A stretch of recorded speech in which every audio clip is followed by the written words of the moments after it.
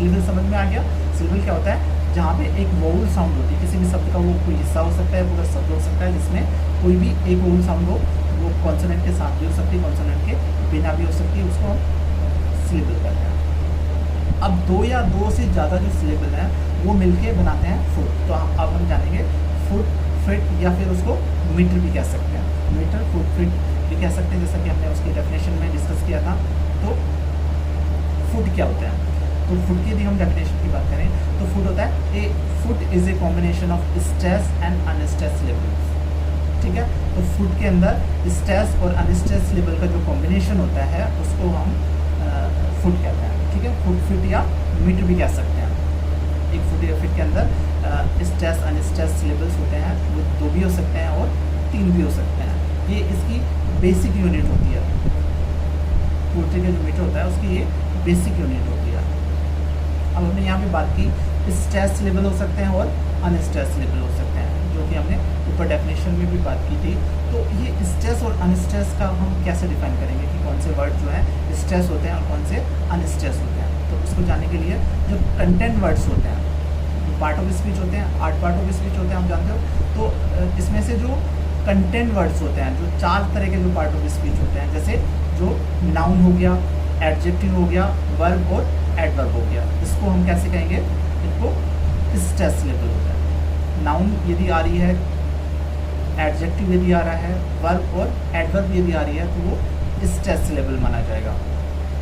Stress को हम forward या फॉरवर्ड स्लैश से जो है इंडिकेट करते हैं। फॉरवर्ड स्लैश होता है तो उससे इंडिकेट करते हैं हम किसको?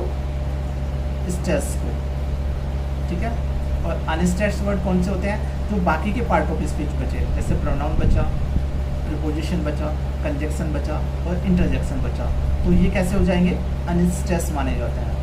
तो इनको हम डैश से भी इंगित करते हैं और क्रॉस से भी, एक्स वाले चिन्ह से भी इंगित करते हैं। स्ट्रेस में कौन कौन से हो जाएंगे? स्ट्रेस में कंटेंट वर्ड्स जो कि 4 पार्ट ऑफ स्पीच है, कौन कौन से? नाउन, एडजेक्टिव, वर्ब और एडवर्ब।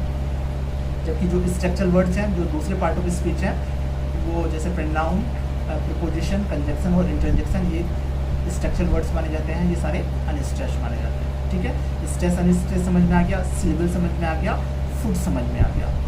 ठीक है, तो अब हम जानेंगे कि टाइप्स कौन कौन से होते हैं, मीटर के प्रकार कौन कौन से होते हैं।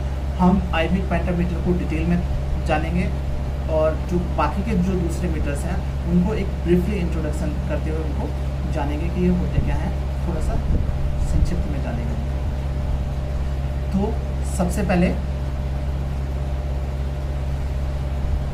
हम जानते हैं आइबिक पेंटामीटर के बारे में। ठीक है, तो जहाँ अब हम इसको जानेंगे, जैसे तो एक फुट जिसके अंदर 2 सिलेबल हों, ठीक है, और दोनों सिलेबलों में से जो पहला वाला हो वो अनस्ट्रेस हो और दूसरा वाला स्ट्रेस हो। 2 सिलेबल हो, क्या हो गया? वो फुट हो गया। तो एक फुट के अंदर जहाँ पे पहला सिलेबल क्या है? अनस्ट्रेस है और दूसरा सिलेबल स्ट्रेस है, तो उसको हम क्या कहेंगे? I am. उस फुट का नाम हो जाएगा आई एम। ठीक है, तो जो पहला वाला फुट होता है, फुट के अंदर यदि पहला जो सिलेबल है वो कैसा है? अनस्ट्रेस है, शॉर्ट है, छोटा है, अनस्ट्रेस है, जिसको हम डैश से और क्रॉस के चिन्ह से इंगित करेंगे। तो और जो दूसरा सिलेबल है वो थोड़ा लॉन्ग और स्ट्रेस्ड है, जिसको अपवर्ड स्लैश या फॉरवर्ड स्लैश से इंगित करेंगे। तो वो कैसे, कौन सा फुट हो जाएगा? वो आई एम बोला जाएगा। ठीक है, एग्जाम्पल के तौर पे डा, डम। तो डा जो है वो अनस्ट्रेस है और डम जो है वो स्ट्रेस है। तो इस तरह का जो फुट माना जाता है उसको आई एम माना जाता है। ठीक है, और इस तरह के स्टाइल को हम क्या कहते हैं? I am big. तो आइबिक पेंटामीटर को कैसे जानेंगे? सिलेबल आपको पता चल गया, फुट आपको पता चल गया। तो एक ऐसा फुट जिसके अंदर पहला जो सिलेबल है वो अनस्ट्रेस हो, ठीक है, अनस्ट्रेस हो या शॉर्ट हो, शॉर्ट और अनस्ट्रेस हो पहला सिलेबल, और जो दूसरा सिलेबल है वो लॉन्ग और स्ट्रेस हो। ठीक है, तो इस तरह के फुट को हम क्या कहेंगे? I am. और इस तरह के स्टाइल को क्या कहेंगे? I am big. ठीक है, आई एम बिग समझ में आ गया। अब उसके बाद होते हैं जो मीटर्स, आई एम बिग के बाद में पेंटामीटर जो लगा होता है, तो वो जो मीटर होते हैं, ट्राईमीटर होता है, टेट्रामीटर होता है, तो वो कैसे डिफाइन करेंगे? साइंस में काउंटिंग होती है, आप सब जानते हो। तो मोनो को साइंस में एक कहते हैं, 2 को डाई कहते हैं, 3 को ट्राई कहते हैं, 4 को टेट्रा कहते हैं, 5 को पेंटा कहते हैं, 6 को हेक्सा कहते हैं, 7 को हेप्टा कहते हैं, 8 को ओक्टा कहते हैं, 9 को नोना कहते हैं, 10 को डेका कहते हैं। ठीक है, इस तरह से साइन की काउंटिंग चलती है। तो जितने मीटर आ रहे हैं, मतलब जितने फिट आ रहे हैं, यदि एक ही फिट आ रहा है तो मोनोमीटर माना जाएगा, यदि 2 फिट आ रहे हैं तो डाईमीटर माना जाएगा, यदि 3 फिट आ रहे हैं तो ट्राईमीटर माना जाएगा, यदि 4 फिट आ रहे हैं तो टेट्रामीटर माना जाएगा, यदि 5 फिट आ रहे हैं तो पेंटामीटर माना जाएगा, और यदि 6 फिट आ रहे हैं तो उसको हेक्सामीटर माना जाएगा। ठीक है, आईएम समझ में आ गया। एक ऐसा फुट जिसके अंदर पहला वाला अनस्ट्रेच हो, दूसरा वाला स्ट्रेच हो, उसको आईएम भी कहते हैं, और इस तरह के स्टाइल को आईएम भी कहते हैं। ठीक है, और जहाँ पे यदि 3 फिट आ रहे हैं, इस तरह के 3 आईएम वाले फिट आ रहे हैं, तो उसको हम क्या कहेंगे, आईएम्बिक ट्राईमीटर। ठीक है, और यदि 4 फिट आ रहे हैं तो आईएम्बिक टेट्रामीटर, और यदि इस तरह के 5 फिट आ रहे हैं, ठीक है, 5 यदि आईएम्बिक फिट आ रहे हैं तो उसको हम क्या कहेंगे, पेंटामीटर। तो मोस्टली जो इंग्लिश पोएम्स हैं वो आईएम्बिक पेंटामीटर में ही लिखी गई है। ठीक है, 5 आईएम्बिक हो, यदि 6 आ रहे हैं तो उसको हेक्सामीटर कहेंगे। आगे समझे, आईएम जिसमें एक फुट होता है, जिसमें पहला वाला अनस्ट्रेच, दूसरा वाला स्ट्रेच होता है, उसको आईएम बोलते हैं। और इस तरह का जो यदि उसमें 3 फिट आ रहे हैं तो उसको ट्राईमीटर, यदि 4 फिट आ रहे हैं तो टेट्रामीटर, और 5 फिट आ रहे हैं तो पेंटामीटर, और 6 फिट आ रहे हैं तो हेक्सामीटर। आगे समझे, एक उदाहरण के तौर पे देख लेते हैं। विलियम शेक्सपियर का एक सोनेट है, सोनेट नंबर 18, जिसको सेलाई कंपेयर के नाम से जाना जाता है, क्योंकि उसका टाइटल नहीं दिया गया। उसकी जो पहली लाइन है उसी को टाइटल के तौर पे माना जाता है। तो जो पहली लाइन है सेलाई कंपेयर दी, तो इसमें 5 मीटर है, जैसा कि दिखाया गया है। तो ये आईएम्बिक पेंटामीटर का एग्जांपल हो गया। तो फाइनली यदि डेफिनेशन की बात करें आईएम्बिक पेंटामीटर की, तो क्या हो जाएगा, a line of words with 5 metrical feet, each consists of 1 short or unstressed syllable followed by 1 long or stressed syllable। ठीक है, एक लाइन, एक कविता, एक वर्ड्स की लाइन जिसके अंदर 5 मेट्रिकल फीट हो, प्रत्येक जो फिट है उसमें पहले वाला शॉर्ट और अनस्ट्रेस्ड सिलेबल हो, और दूसरा वाला लॉन्ग और स्ट्रेस्ड सिलेबल हो। ठीक है, उसको हम क्या कहेंगे, आईएम्बिक पेंटामीटर।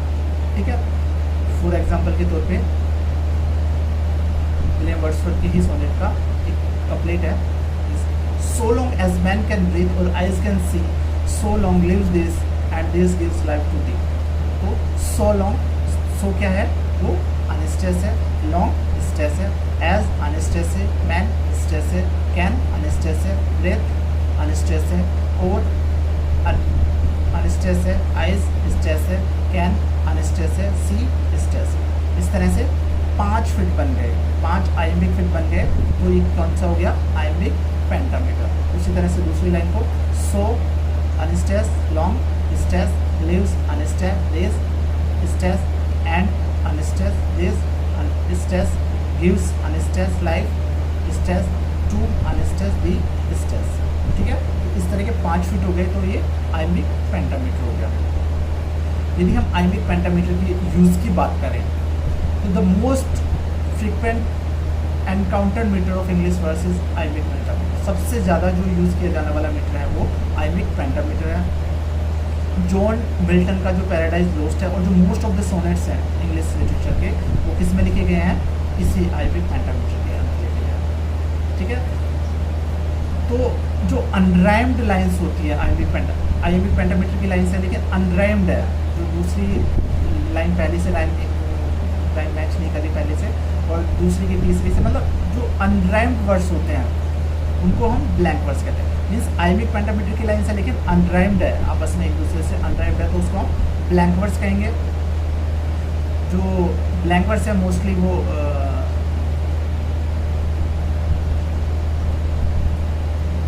विलियम शेक्सपियर के जो प्लेज हैं उनमें पाया जाता है, और मिल्टन के वर्क में पाया जाता है। टेनिसन की जो यूलिसिस है, द प्रिंसेस है, उनके अंदर भी ब्लैंक वर्ड्स का यूज़ किया गया है। और यदि राइम्ड आ रहा है, यदि राइम्ड लाइनें आ रही हैं आईएम्बिक पेंटामीटर की, तो उस वो क्या बनाती है, हीरोइक कपलेट माना जाता है। अनराइम्ड यदि आइमिक पेंटामीटर की लाइन्स आ रही है तो उसको ब्लैंक वर्स मानेंगे, और यदि राइम्ड लाइनें आ रही है आइमिक पेंटामीटर की तो वो क्या माना जाएगा, वो हीरोइक कपलेट माना जाएगा। ठीक है, ये 18वीं शताब्दी में बहुत ज़्यादा फेमस थे, बहुत ज़्यादा यूज़ किए जाते थे ह्यूमरस इफेक्ट के लिए। तो इनके जो फेमस राइटर हैं इसके हीरोइक कपलेट के, वो जॉन ड्राइडर और अलेक्जेंडर पोप को माना जाता है। तो ये आइमिक पेंटामीटर हो गया।